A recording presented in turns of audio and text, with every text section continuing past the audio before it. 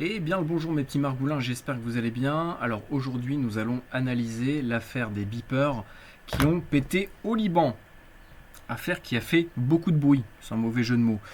Alors on va voir un petit peu qu'est-ce qui s'est passé. On va s'intéresser à la technologie pageur. Padjet, beeper, appelez ça comme vous voulez, hein, c'est la même chose. Et puis on va essayer de comprendre ce qui s'est passé. Je vais vous donner quelques pistes qui d'après moi seraient à creuser pour comprendre ce qui s'est passé au Liban. Alors, je vais lire plusieurs articles, Frandroid, Numérama, BFM, pour voir un petit peu ce que les médias en disent. Et puis voilà, on va essayer de comprendre cette affaire et de démystifier également certaines choses. Donc pour ceux qui ne connaissent pas, pour les gens qui sont nés après les années 2000, un petit beeper, qu'est-ce que c'est? C'est un petit appareil qu'on va venir porter sur soi, généralement ça va être à la ceinture, qui va fonctionner sur un réseau, soit professionnel, donc dans une zone bien définie, ou bien sur un réseau national détenu par exemple chez nous ça va être le réseau Tatou, qui est le dernier réseau pageur encore fonctionnel et ouvert au public, enfin monsieur, madame, tout le monde, donc c'est détenu par France Télécom, et donc France Télécom a des émetteurs pageurs partout en France, donc la France est découpée en 7 zones différentes, et donc il y a des centaines, voire des milliers d'émetteurs partout, qui, lorsque vous allez vouloir faire sonner un petit beeper, parce que c'est le principe, c'est juste que ça soit un petit récepteur, donc ça peut tenir assez longtemps au niveau de l'autonomie, et bien, lorsque vous voulez faire sonner un beeper, vous allez contacter la plateforme Tatou, par exemple, et vous allez donner l'identifiant de l'appareil, et vous allez pouvoir le faire sonner tout en lui affichant un message. Alors à l'époque, on pouvait envoyer un message écrit. Maintenant, sur le réseau Tatou, on ne peut envoyer que des chiffres. Je ne sais pas pourquoi, peut-être que c'est pour alléger peut-être les données, je ne sais pas. Je trouve ça dommage. Mais voilà, donc ça permet d'envoyer une série de chiffres, donc à vous de définir des codes selon ce que vous voulez transmettre. Et donc ça permet comme ça de faire sonner le beeper de quelqu'un en lui disant par exemple rentre à la maison, rappelle-moi sur à tel numéro, bref, voilà, c'est vraiment à vous de voir. Mais aujourd'hui c'est généralement un appareil, une technologie qui va être utilisée dans les services de secours, dans les services d'urgence. Ça peut être les pompiers, ça peut être les médecins. Je ne sais pas si la police utilise ça. Je pense que oui, peut-être l'armée. En tout cas, ce sont des appareils qui généralement sont là pour vous alerter qu'il y a quelque chose. Par exemple, les pompiers, eux, fonctionnent sur la VHF dans les 172 mégas. Il y a une ou deux fréquences pour les beepers des pompiers. Et donc, lorsqu'il y a un gros incendie et qu'ils doivent être mobilisés, eh bien, plutôt que de les appeler par le téléphone, ils vont faire sonner les beepers des pompiers de la caserne. Donc ils savent qu'il y a un truc et ils vont aller à la caserne pour intervenir. Donc voilà un peu le fonctionnement de base du beeper. Donc dans une attaque sans précédent, des centaines de beepers appartenant aux membres du Hezb ont explosé simultanément au Liban. Derrière ce mystère, une question persiste. Comment des appareils aussi simples peuvent-ils devenir des rames redoutables ? Parce que là, on va parler vraiment de piégeage de matériel. Ce mardi 17 septembre, donc c'est vraiment très récent, là on est le 19, c'était avant-hier.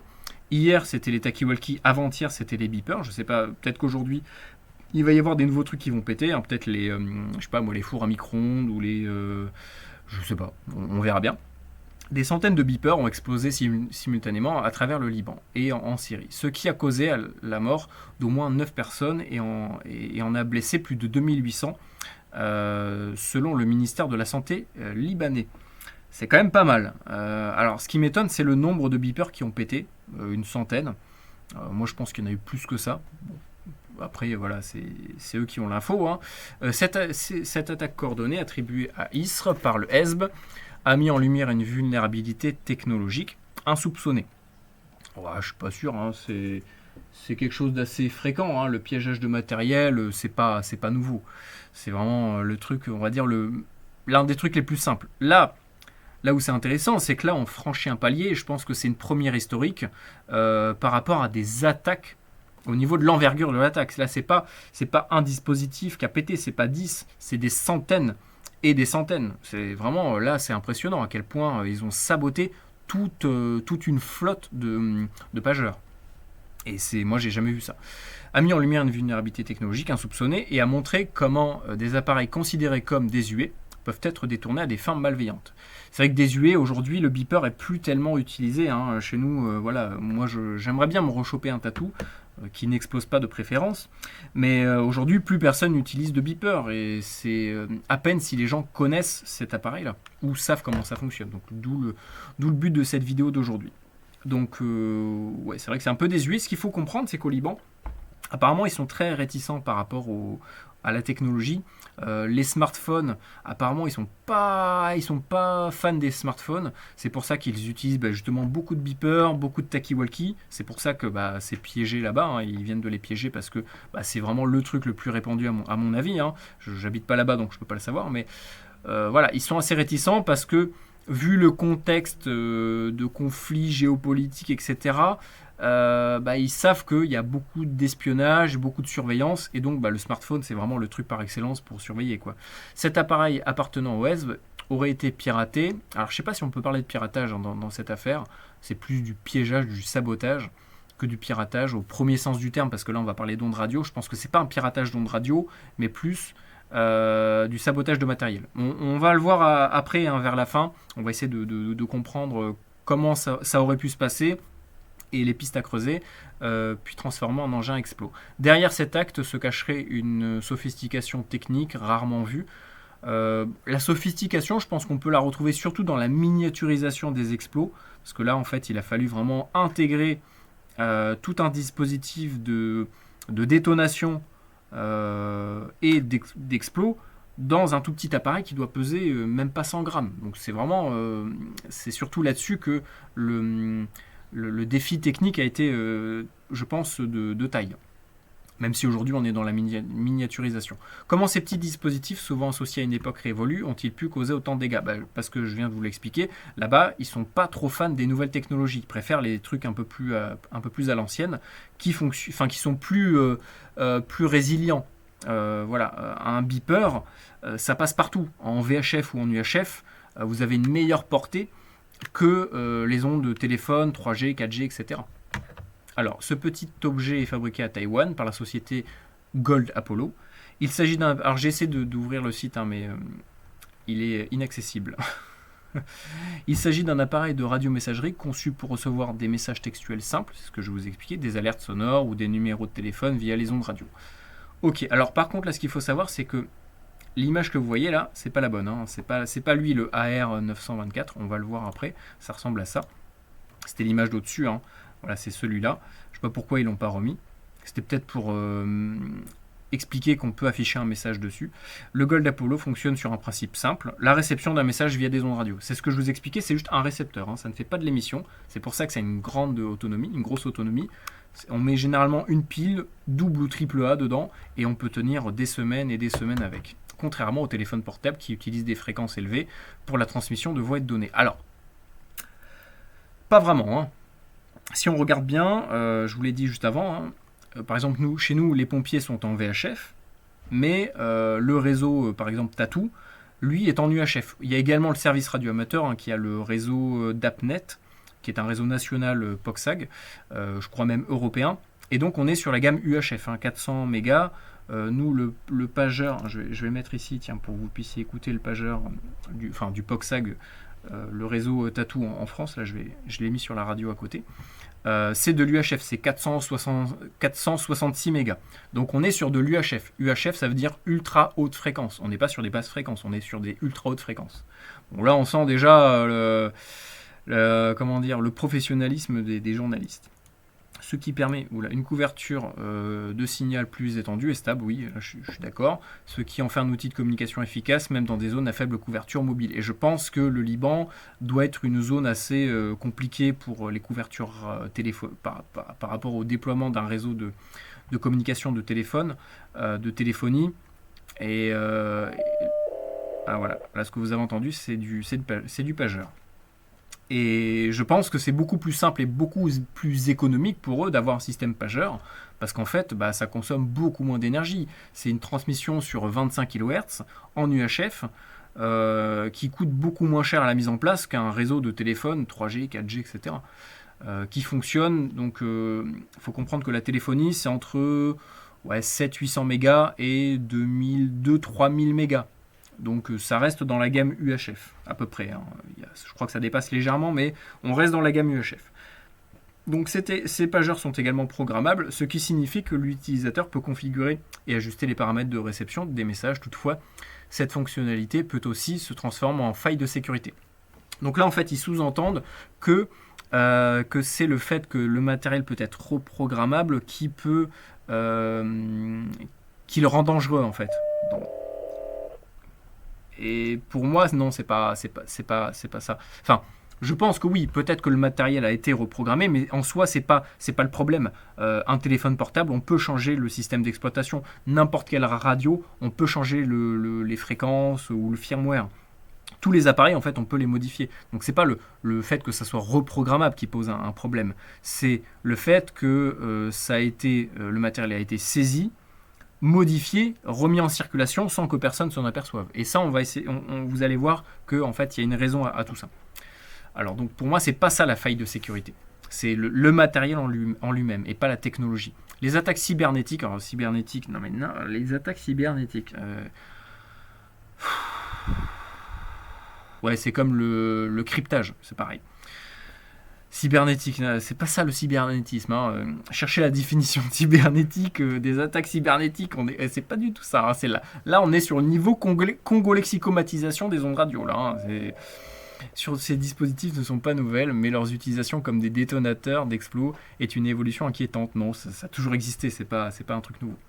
Selon les experts, c'est les experts en expertise, il serait possible de reprogrammer ces pageurs, bah oui, comme tous les pageurs, hein, pour recevoir un signal qui active une charge explos dissimulée à l'intérieur de l'appareil. Alors attendez. Encore une fois, le problème, c'est pas. Je pense qu'il y a un truc comme ça. Je pense qu'ils ont dû, effectivement, dans les pageurs, programmer peut-être un message bien précis à partir duquel l'explos se déclenche.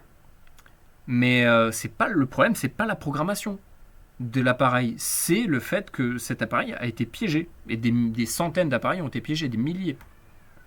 Mais oui, il y a peut-être un truc comme ça. Je pense qu'il y a quand même un signal particulier sur lequel le beeper a dû réagir. Même si j'ai un doute, je pense que ça a dû être juste au premier signal reçu, ça pète.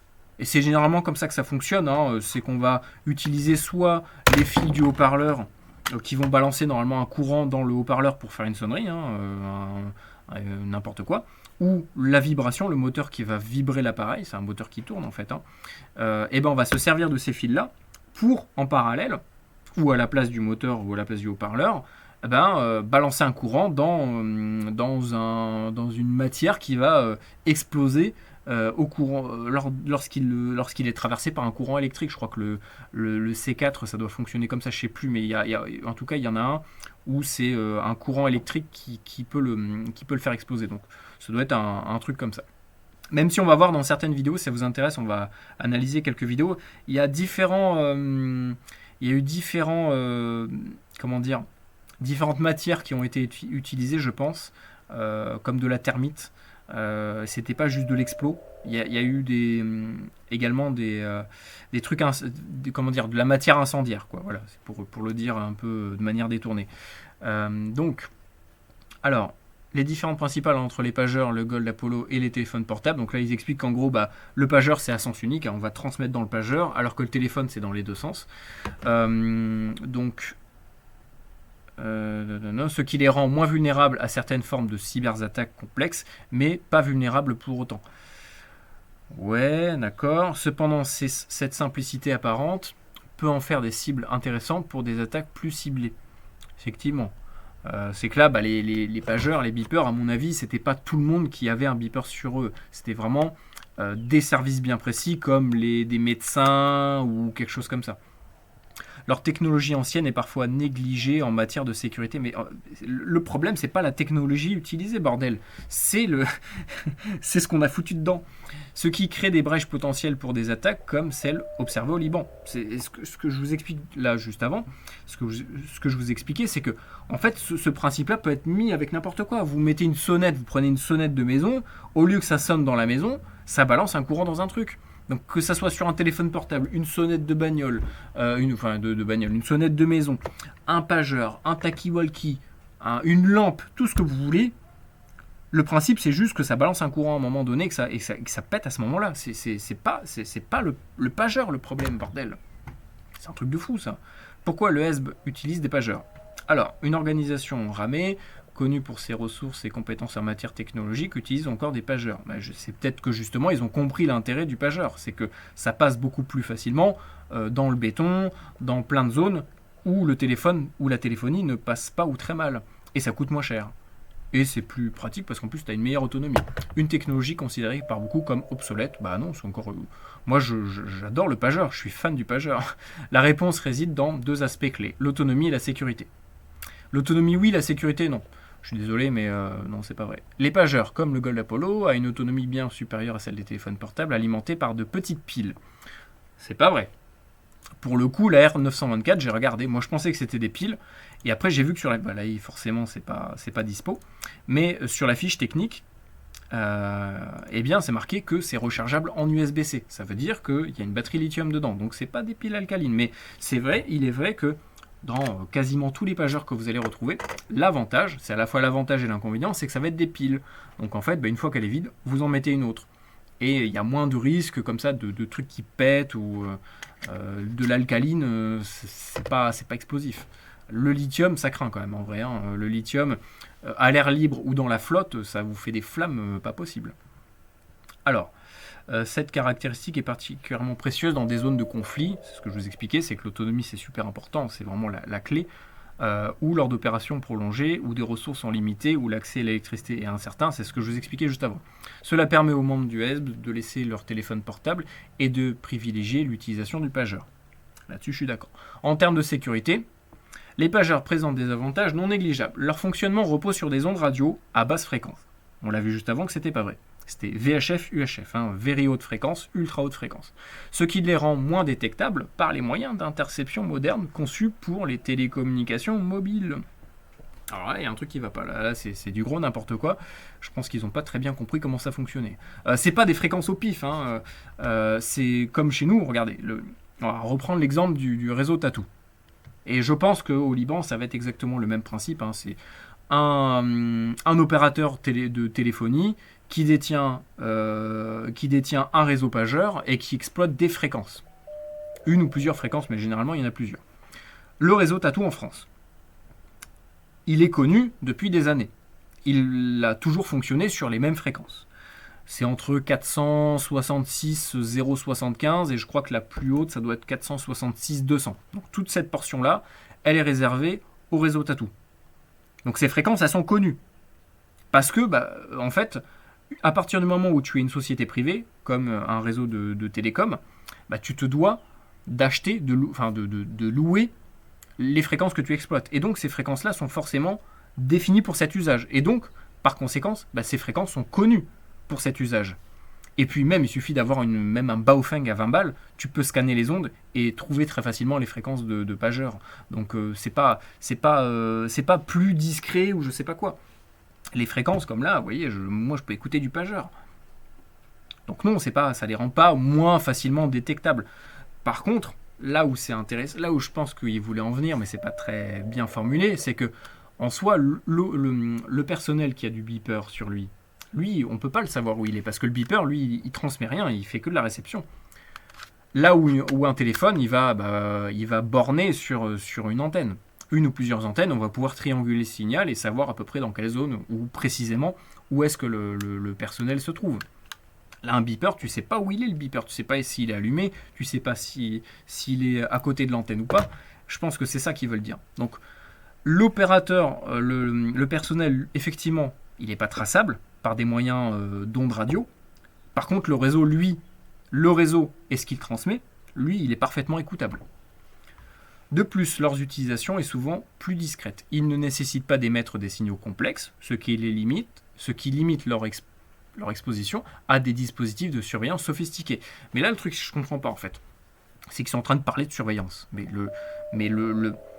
L'affaire, elle parle pas l'affaire des beepers au Liban, c'est pas une question de surveillance, c'est pas une question d'espionnage, c'est une question de sabotage. Il n'y a aucun rapport, ça n'a rien à voir. Comment ont-ils pu exploser? Deux théories principales émergent pour expliquer les explosions. Deux l'expliquent sur Numérama. bien... alors non, on n'est pas sur Numérama. Ah, ça doit être sur cet article. Bon, je ne vais pas tous les faire, ça va être un petit peu long, sinon ça va être chiant. Alors, une première hypothèse avancée serait des explosions, que les explosions ont été causées par des batteries défectueuses. En même temps, c'est quand même bizarre. Tiens. Dans le passé, certains appareils électroniques ont vu leur batterie, généralement au lithium, surchauffer et exploser. Ouais, mais ton beeper, il sonne pas avant. Il te dit pas attention, batterie chaude. Non. Là, je sais pas si vous avez vu les vidéos, mais ça pète. Ça pète grave. Alors je vais vous monter la qualité. On va le mettre en HD. On va avoir des explosions en HD. 7 septembre 2024, des milliers de beepers. Je vais couper le son parce que sinon après ils vont péter les. Donc ça va être lui, hein, vous voyez. Lui, il s'est fait exploser la hanche. Et il y en a un autre. Vous allez voir. Ah, mais le problème, c'est qu'ils mettent que les extraits. Moi, je l'ai vu en entier, cette vidéo. Et le gars, en fait, il regarde son beeper. Il voit qu'il y a un truc. Il le regarde, je pense qu'il doit sonner. Hein. Le problème, c'est qu'il n'y a pas le son de la vidéo. On entend les gars faire ouh derrière.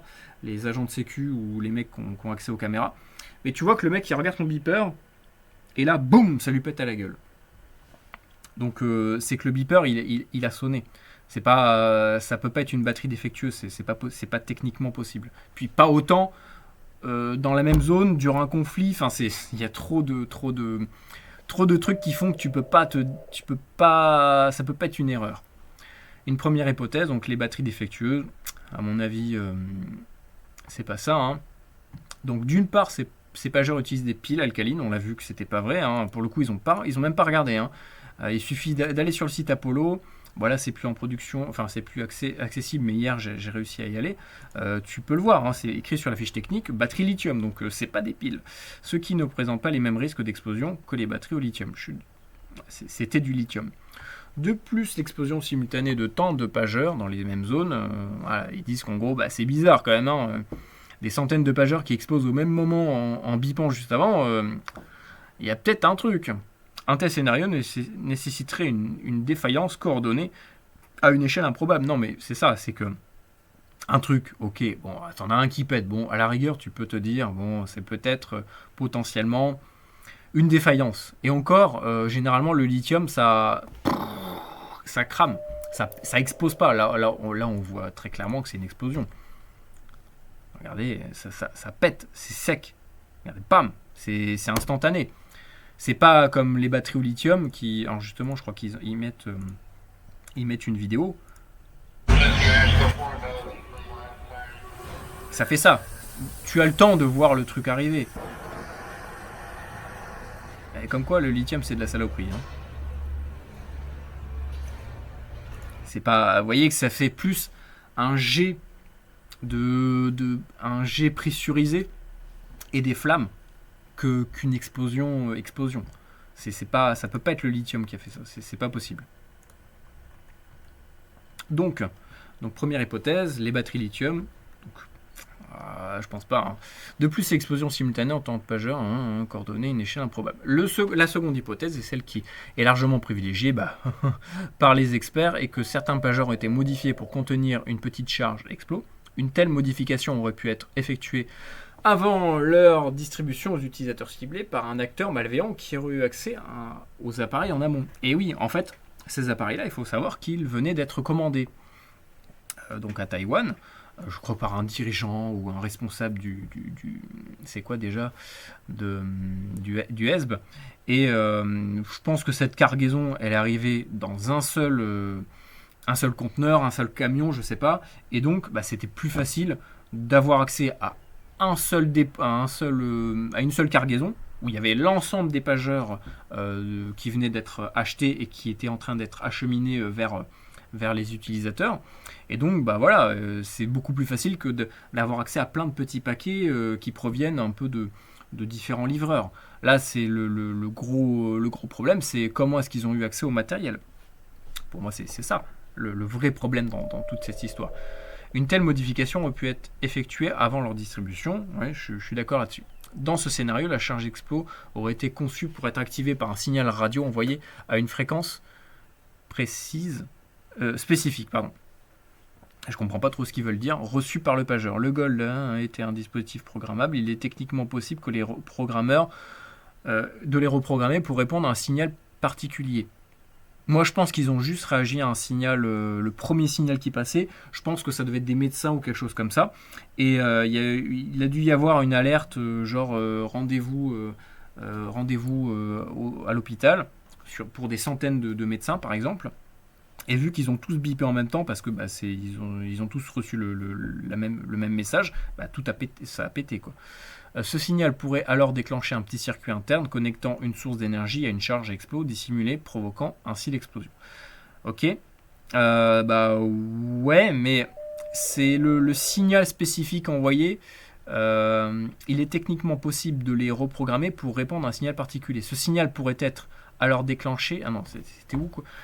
La charge explo aurait pu être conçue pour être activée par un signal radio envoyé à une fréquence spécifique. C'est là-dessus, je pense qu'il va falloir creuser. Cette théorie est renforcée par la nature hautement coordonnée de l'attaque. Toutes les explos ont eu lieu presque simultanément, indiquant qu'un même signal de déclenchement a été envoyé à travers le réseau de communication utilisé par l'USB. Cette méthode nécessiterait une planification méticuleuse. Alors justement, c'est là que je voulais en venir. C'est que si ça passe... Moi, j'aimerais bien avoir des renseignements, si jamais vous connaissez des gens qui sont là-bas ou qui savent, qui ont plus d'infos sur le matériel utilisé et sur le type de réseau qu'il y a derrière. Moi, ma supposition, c'est que leur beeper fonctionne sur un réseau semblable à notre réseau Tattoo en France, qui est vraiment ouvert un peu à tout le monde, que ce soit particulier ou professionnel, urgence, etc. Et que effectivement, ils ont été programmés en amont pour peut-être répondre à un message bien précis. Ça peut être 1, 1, 1, 1, 1, je sais, je dis n'importe quoi, 1, 2, 3, 4 par exemple. Voilà. Si les beepers reçoivent 1, 2, 3, 4, eh bien, ça déclenche le circuit qui déclenche une explo. Ok ? Eh ben, moi, je pense que là où on pourrait... comment est-ce qu'on pourrait connaître l'origine de tout ça ? Eh ben, il y a 2 méthodes. Première méthode, tout simplement, regarder l'historique de ceux qui ont eu accès au service pageur, parce qu'en fait c'est comme chez nous, je pense, hein. Tu appelles un numéro, ou je sais pas si c'est, je crois qu'il faut taper sur ton clavier, en tout cas tu appelles un numéro avec ton téléphone portable, ou je pense que tu peux également passer par le site de Tattoo. Tu sélectionnes l'identifiant de l'appareil que tu veux faire biper, et tu rentres la zone dans laquelle il est, et tu rentres le message. Et à partir de là, en fait, je pense que plus ou moins n'importe qui peut faire sonner un beeper en lui transmettant un message que tu écris. Donc il y a moyen qu'en vérifiant au niveau de l'historique des gens qui sont passés par ce service-là, par le service au Liban là-bas, de trouver peut-être un numéro de téléphone. Alors, ça sera peut-être un téléphone jetable, mais dans le doute, ça peut être bien de vérifier ça, de chercher quel numéro a déclenché ce service-là, ce service de messagerie pageur, et quel type de message il a transmis. Et si jamais il n'y a rien de particulier qui a été transmis sur le réseau pageur, ça veut dire que les pageurs répondaient, ont tout simplement pété au premier message qu'ils ont reçu. Et donc comme par hasard, ça a été un message qui a été déclenché, peut-être un message d'alerte ou d'urgence ou j'en sais rien, à des centaines de médecins, des centaines de gens qui ont eu le beeper et qui ont pété en même temps. Deuxième solution, c'est que des gens qui font ce qu'on appelle un peu de l'écoute radio, voilà, des gens qui sont un peu équipés en matériel informatique et ondes radio, qui font peut-être du décodage de pageurs là-bas, avec des logiciels spécifiques, peut-être que eux ont pu recevoir, ont pu décoder la transmission qui justement a permis de déclencher ça. Donc il faudrait connaître l'heure exacte des expos, et puis ensuite voir par rapport à toutes les trames qui ont été transmises sur le réseau pageur au Liban, pour trouver là où les trames qui ont permis de déclencher les explos. Parce que là, il disait que c'était quasiment à heure pile. Alors peut-être que ça a envoyé un message à tous les identifiants, tous les beepers avec tous les identifiants qui appartiennent peut-être à un service particulier, hein, les urgences, les médecins, j'en sais rien. Ou alors, c'est peut-être un message envoyé à l'ensemble des beepers d'un réseau. Parce on peut choisir soit d'envoyer sur un beeper particulier ou de transmettre un message sur l'ensemble d'une flotte de beepers avec un seul message. Donc peut-être qu'en ayant l'historique des trames qui ont peut-être été décodées par peut-être des radioamateurs au Liban ou autres qui font du décodage POCSAG, il y a peut-être moyen de trouver, la trame qui a permis de déclencher les expos et d'essayer de comprendre grâce à ça comme la logique qu'il y a eu derrière, les mécanismes qui ont permis ça. Voilà, moi c'est la conclusion à laquelle j'en suis arrivé pour essayer de trouver l'origine de ça, mais c'est pas intraçable, ou alors ça veut dire qu'il y a eu une programmation en amont des pageurs pour répondre à un identifiant et un message bien précis, mais que le message de déclenchement n'a pas été transmis par le réseau pageur officiel, mais par une station pirate qui a usurpé le réseau, donc en se calant sur la même fréquence et en transmettant à destination de ces pageurs-là, qui a donc remplacé, usurpé le réseau officiel pour transmettre un message corrompu, un message de déclenchement auprès de tous les beepers, ce qui rendrait le truc beaucoup moins traçable, parce que pour le coup là il n'y a pas de question de contacter un service pour déclencher et envoyer un message sur un réseau. Là c'est directement un émetteur qui va transmettre volontairement, temporairement, de manière non officielle, de manière illégale, un signal de détonation sur les ondes radio pour faire péter les beepers. Je ne sais pas si vous voyez ce que je veux dire, mais donc il y a plein d'hypothèses différentes, et si jamais c'est le cas, c'est le truc le plus astucieux qui aurait dû être fait. Enfin voilà, c'est vraiment le moyen le plus, on va dire, le plus efficace de ne pas être retraçable, parce que ça m'étonnerait que toutes les stations pageurs soient en permanence surveillées et triangulées pour savoir si c'est bien les bonnes qui transmettent ou s'il y a une station qui usurpe et qui transmet de manière illégale des transmissions en POCSAG, enfin en pageur. Parce qu'en fait, il faut savoir que c'est pas très compliqué. Avec un petit Raspberry Pi, un petit MMDVM, vous pouvez créer une station émettrice pageur.